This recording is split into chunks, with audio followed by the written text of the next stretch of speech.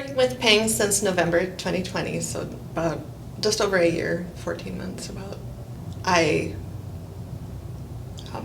see Peng, I'm going to get a little emotional. That's okay.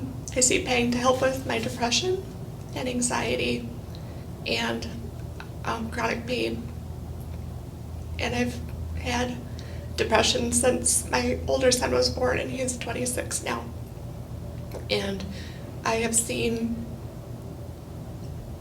therapists and psychiatrists, psychologists for years, and I've been on probably every antidepressant that has ever been prescribed over those years. And about a year before I started seeing Peng, my younger brother committed suicide. And I had seen a therapist who did EMDR therapy as just an alternative to talk therapy, or as an addition to the 5 antidepressants that I was on to just get through my days, and saw that there was something different available to me. And that opened up my eyes to seeing that there were different pathways. And so that really opened me up to the idea that there were other things available that might help.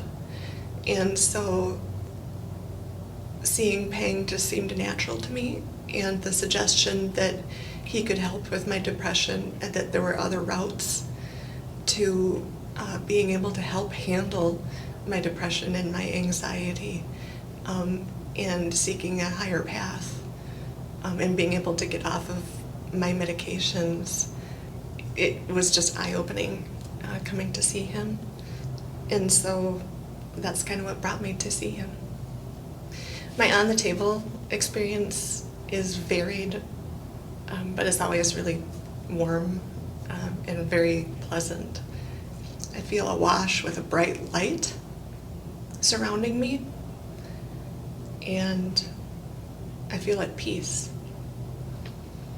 I feel the energy go to the places where I have pain. I feel it come to my mind, and the anxiety leaves me. The depression fades. Love comes to me. Joy comes to me. And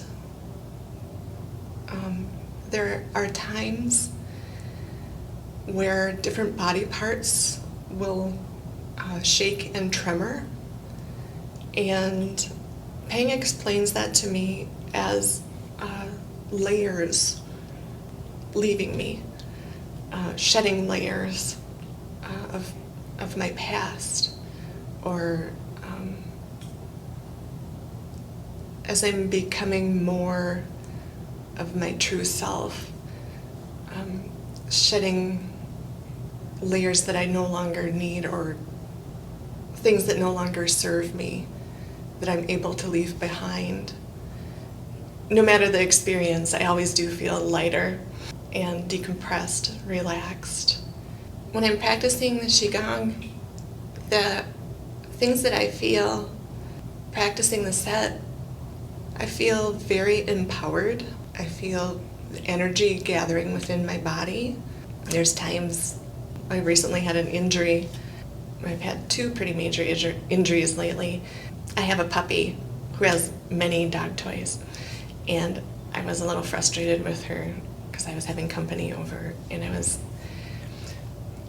cleaning her toys by kicking them over to her basket. So swinging my foot and kicking them over to the basket. And the very last one I went to kick with a little more enthusiasm than the rest, and in my frustration I kicked a little harder than I had the previous, and I ended up kicking the floor instead of the toy and sprained my toe really badly. And this big toe I had fractured a year and a half previously, and I thought I refractured it. Ended up going to the doctor about it, and the doctor agreed it was sprained very, very badly and expected me to need to wear this walking boot and use crutches for a month or two.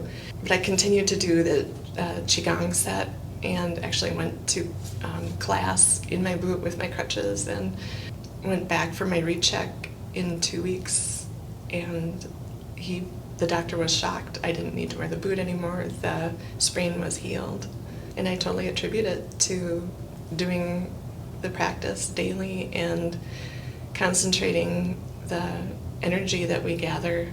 When we think about the presence of our bodies, think about the feelings and the happenings that are going on within our body, and just be aware of them. Don't dwell on them, just let them be while we're practicing, and just be aware and let the energy go where it needs to be at. I totally attribute the quicker healing to that. And I slipped and fell 2 days after Christmas.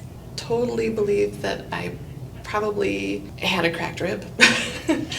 Didn't go to the doctor because I was going to Florida with my boys.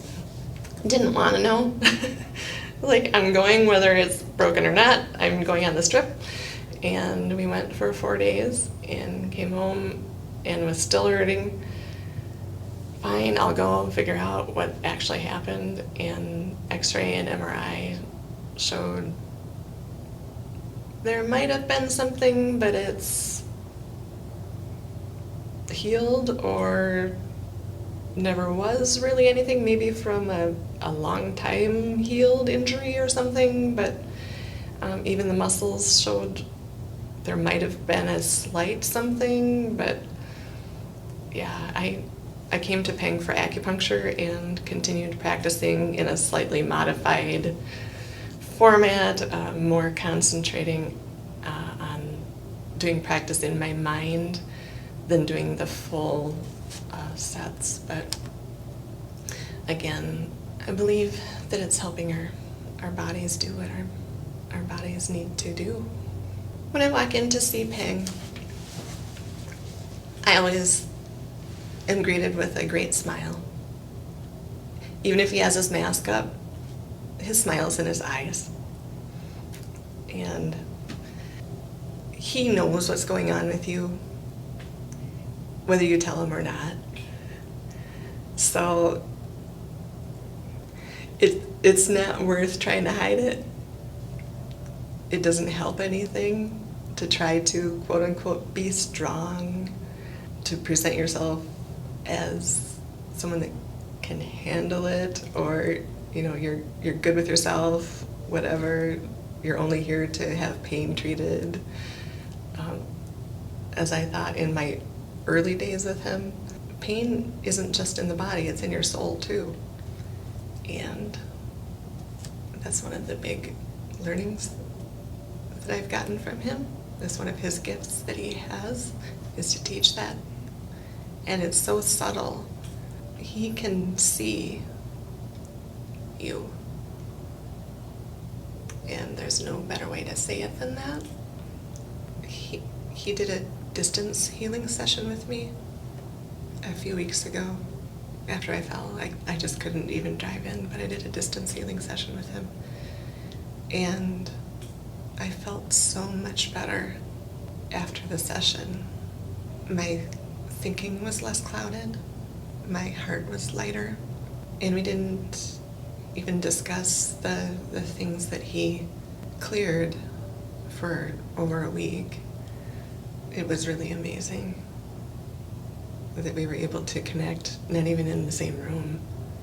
That was kind of a hard one for me to really know what to say to somebody. Just do it, right? It's the best thing you'll do for yourself.